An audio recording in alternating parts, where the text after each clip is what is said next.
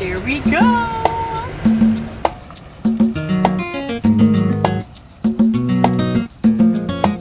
My name is Katie Patrick and I'm a 2017 graduate of Lincoln High School. I was on the Sioux Falls Area Community Foundation Youth Advisory Council, and I noticed a need in the community at the exact same time I was on that council writing a college essay, just about how we go from 3,500 backpacks in the school year to only 500 in the summer, distributed to these people, these kids that need backpacks, they need food over the weekends. Right after finding out about the gap that existed in the community, I found out there was a $50,000 grant for a summer program. So met with Feeding South Dakota CEOs and directors of the backpack program, had some conversations at Hy-Vee, and it really turned into what we could put together for the Sioux Falls Area Community Foundation, which was a proposal outlining the truck, where we would go, the need in the community, and how just the allocations of those funds would go towards the program.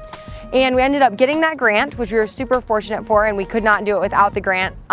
We also couldn't do it without the distribution sites. So we have Harrisburg Food Pantry, Our Savior's Church, we have a MB, Boys and Girls Club, Bowdoin Youth Center, T, Trinity Baptist Church at T. So we have 7 sites, and that we go from place to place distributing backpacks. We distribute about 300 to 400 backpacks every week on Fridays. But additionally, because of the program, we distribute more than 1,000 backpacks because we're able to do build upon what was done last year too, because of the marketing availability.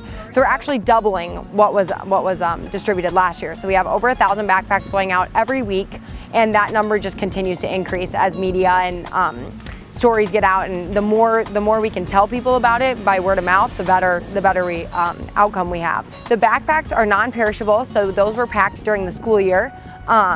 And so those just go in a tote. There's 8 per tote, and then we deliver those totes at each stop. And it's really fun to see the impact. So one week we'll go, like the first week we delivered totes and we got 2 back that were empty. And now we go to Boys and Girls Club and we pick up 18 empty totes because we're just delivering 100 and 200 backpacks to those kids. So as people find out, the program has picked up, and it's really exciting to talk to.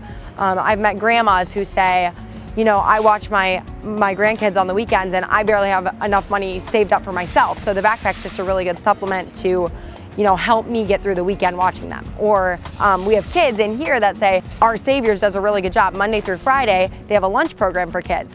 But on that Friday through Sunday, they don't have anything to eat. So it's just a way to fill that gap, give them something, because during the school year, what happens is they get lunch every day during school, free and reduced lunch, and then they go on, they have the backpack during the weekend. So it's very similar. There's programs set up Monday through Friday, they get a backpack for the weekend, and that's why we distribute on Fridays. It's just a really good way to get helping parents, helping kids, helping the community, because the more we can help kids in our community, the more they're gonna be able to grow up and help the kids that are then kids when they're adults. So it's just a really nice way to give back. I'm headed to college. I really wanted to do something for Sioux Falls. They've just been the greatest home to me, and so to be able to, you know, have a college essay come to fruition and be driving a truck, and it's just really cool. It's been a really, really rewarding, and I'm really grateful to have this experience. So in a few weeks, I'm leaving for the University of California, Berkeley, and I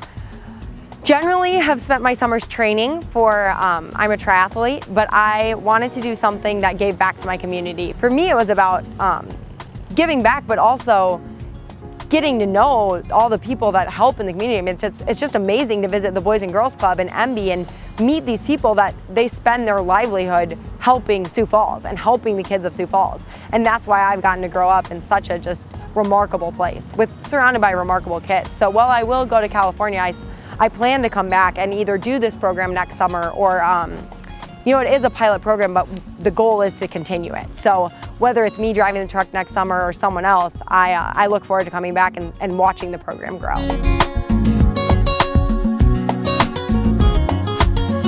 One of them is Jim Jarofsky. We call him Jaws. He was the only teacher that ever gave me a B, and he taught me to like really, really work for things. So I wanted to be a straight A student, and it drove me crazy. But he was the hardest teacher. He was the hardest working teacher, and he made students want to be the hardest working students.